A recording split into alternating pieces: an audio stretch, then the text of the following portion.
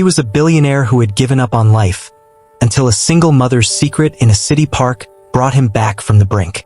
The chill of a late autumn evening had settled over the city, wrapping everything in a quiet, brittle stillness. Alexander Vance walked these paths alone, a man whose fortune was a fortress around an empty heart. His footsteps slowed near a grove of trees.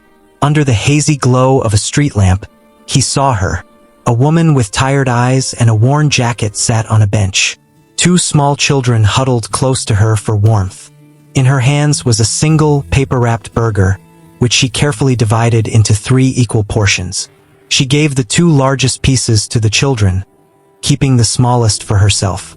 Alexander stood, frozen, not by the sight of poverty, but by the profound grace in her sacrifice.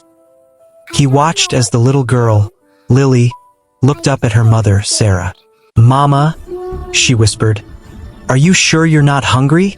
Sarah smiled, a gesture that seemed to light her from within. "Seeing you two eat is my favorite meal," she said softly, "a feast built from a single act of love."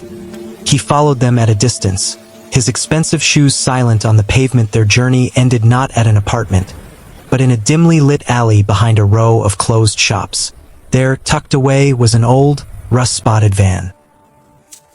With a practiced motion, Sarah retrieved a key from a hidden spot and unlocked the back. Alexander's breath caught as he saw the interior. A few blankets, a couple of pillows, and a small box of belongings. This was their home. He listened as Sarah's gentle voice began to hum a lullaby, the sound weaving a fragile blanket of comfort for her children in the dark. Alexander did not leave. He remained there in the shadows, watching over them until the sun began to tinge the sky with light. The next morning, he had his head of security make discreet inquiries. The report that landed on his desk was both shocking and inspiring. Sarah Miller, 32, a former pastry chef, once celebrated for her talent, her career shattered by a kitchen accident that damaged her dominant hand. No insurance, no family, her husband had left soon after. She was fighting every day, taking whatever cash-paying work she could find, all while protecting her children's spirits. She wasn't looking for a handout. She was searching for a hand up. How could someone with so little give so much? An idea, quiet but certain, began to form in Alexander's mind. He wouldn't offer charity. He would create an opportunity. He financed a small, unmarked commercial kitchen, a ghost kitchen that operated solely for delivery apps. An old contact from the culinary world reached out to Sarah, telling her of a place that hired based on skill, not paperwork. She arrived the next day, her children in tow, her own set of worn but cherished tools in a cloth roll. The other cooks glanced at her scarred hand and her simple ingredients. But as she began to work, a quiet confidence filled the space. She wasn't just cooking. She was composing a memory on a plate. When she placed her simple mushroom risotto on the pass, a man in a simple button-down shirt stepped forward to taste it. It was Alexander. The flavors were a direct line to a past he thought he'd buried, to meals shared with a family he would never see again. He looked at Sarah, his eyes glistening, and gave a single solemn nod. He walked away without a word, leaving her wondering if she had failed. But the next day she was asked to stay. Days turned into weeks. Alexander, under the guise of a quality manager, often visited. They shared quiet conversations. He once shared a story of a friend who had lost everything, and Sarah listened, her silence a deeper comfort than any words.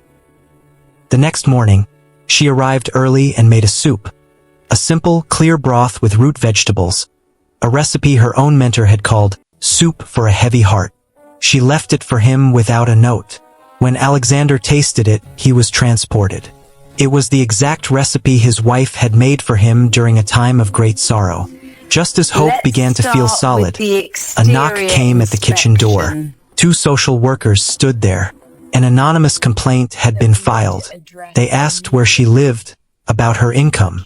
The truth was unavoidable, and the system's wheels began to turn. The threat of her children being placed in foster care became a terrifying reality. "I've lost them," she whispered to Alexander when he found her. "Let me help," he pleaded. "Not with money, she said, her voice breaking. I know, he replied, with the truth. In the stark, formal courtroom, Alexander stood before the judge.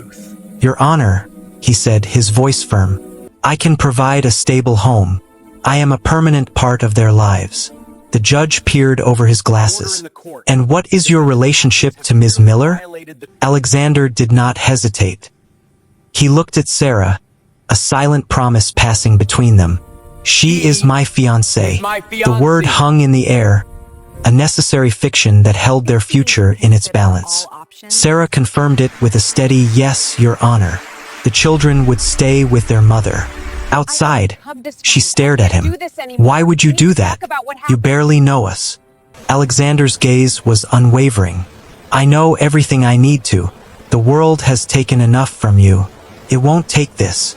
He then led her to a small, vacant storefront. On the dusty window, he wiped a clean circle. Painted on the glass were the words, Sarah's Hearth, where food feeds the soul. He handed her a key. This is yours. It was only then he told her everything. My name is Alexander Vance. I saw you in the park. I tasted your food. I followed you home. I built the ghost kitchen. Sarah was speechless, the key cold and real in her hand. The pieces fell into place. This wasn't pity. It was recognition. It was faith. Little Lily, looking up at the giant of a man who had just saved their family, tugged on his coat. Does this mean you're going to be our new dad? Alexander knelt, his eyes level with hers. It would be the greatest honor of my life, he said, his voice thick with emotion. A year later, the restaurant was a celebrated success, a place known for its soulful food and its story. One evening, after closing, Alexander lit a single candle at a table set for two. He got down on one knee on the kitchen floor she had once fought so hard to earn. Sarah, he said, holding out a ring, you rebuilt my world with your courage.